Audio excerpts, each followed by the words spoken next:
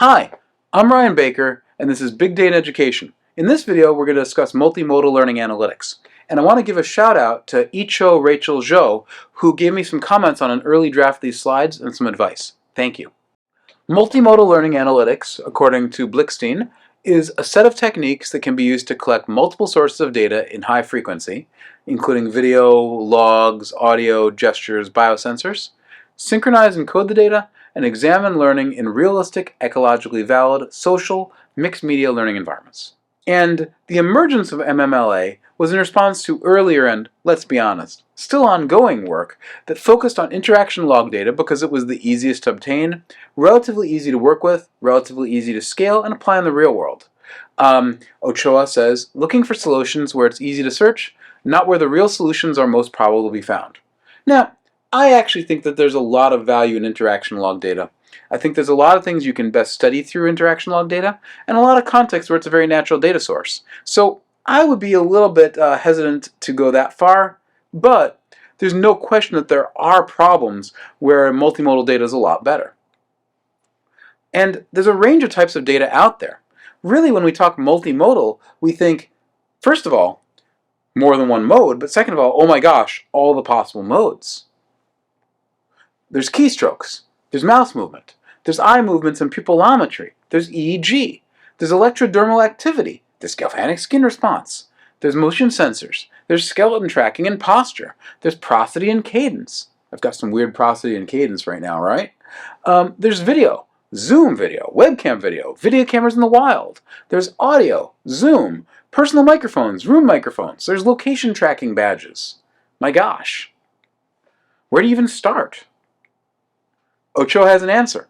Ochoa proposes a process of MMLA that starts with defining your constructs of interest, designing your system, conducting your recording of the multimodal data, conducting your feature extraction on the multimodal data, fusing the multimodal data together, we'll talk about that in a second, conducting your behavior detection and construct estimation, and then finally using your detectors in some sort of model, for example, feedback to participants.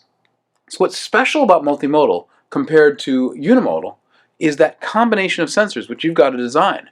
And then you've got to conduct multimodal feature extraction. Feature engineering practices have developed for each kind of type of sensor, and often this work, interaction log data education really kind of came out of EDM and LA, but for other kinds of sensors, like that long list a minute ago, other communities often have come up with practices for how to do feature extraction of that kind of data. And specific expertise really is needed. Like, this isn't something where, like, I, as somebody who mostly work with interaction data, can just go and say, oh, I'm going to do some good stuff with your galvanic skin response data. It really requires some expertise. Once you've extracted the features, you then have to think about multimodal fusion. And Lahat et al. Has a nice paper on that. One approach is feature engineering on each type of data, and then you take all the types of data and you throw it into the classifier together. An alternate approach is to conduct feature engineering multimodally, creating features that involve multiple data streams. And this is often needed for the data labeling step too. So multimodal fusion, we often think about in terms of the predictors, but in fact we often need it for the data labeling step too, because often our data labels that human beings are going to make actually consist of things that involve multiple sources of data at the same time. So some key challenges to multimodal learning analytics. First one, it's a big one. Every project's a one-off. Different goals lead to different sensors and different measures and different extraction processes. And it's hard to build from one project to the next because each of these projects often have a different combination of sensors for different tasks. Another big challenge, Ochoa notes, and I kind of foreshadowed that a few slides ago, was that there's multiple types of technical expertise needed. Each type of sensor you use, plus the multimodal fusion. There's also practical challenges around cost, robustness, scalability, as well as ethical concerns about multimodal measurement. Some people get very concerned about having video or EEG or galvanic skin response bracelets on kids. It's worth noting that I've kind of focused on prediction modeling in my discussion here, but in fact, any EDM or LA method can be multimodal. In one particularly ambitious paper, Jan and colleagues conducted correlation mining, prediction modeling, discovery with models, I'll talk about that next week, epistemic network analysis, and a qualitative methodology on a single multimodal dataset. I get tired just thinking about it. Given how exhausting it is, how do we make this a little less painful?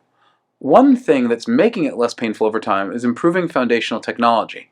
For example, better tools for high-speed auto-transcription like AI Whisper. Used to be that getting a transcript meant hiring a transcription service where some poor person would actually go through and write it all down. Or a complex procedure with multiple grad students who you had to train and make sure and check against each other. There's also been, over time, improving algorithms for things like eye tracking from webcams. Stephen Hutt and Caitlin Mills and their colleagues showed that we can now do a lot better with webcams for eye tracking, even on people across skin color and eye color. And another big improvement in foundational technology is simply cheaper gadgets for everything. If we can have much cheaper sensors, then we can deploy the sensors at much greater scale. So going forwards, MMLA is demonstrating a lot of potential. There's some challenges for it to fully achieve that potential and scale, so watch this space. So that ends week 7. We got one more week left, so stick with us and you can complete Big Data in Education. I'll see you next week.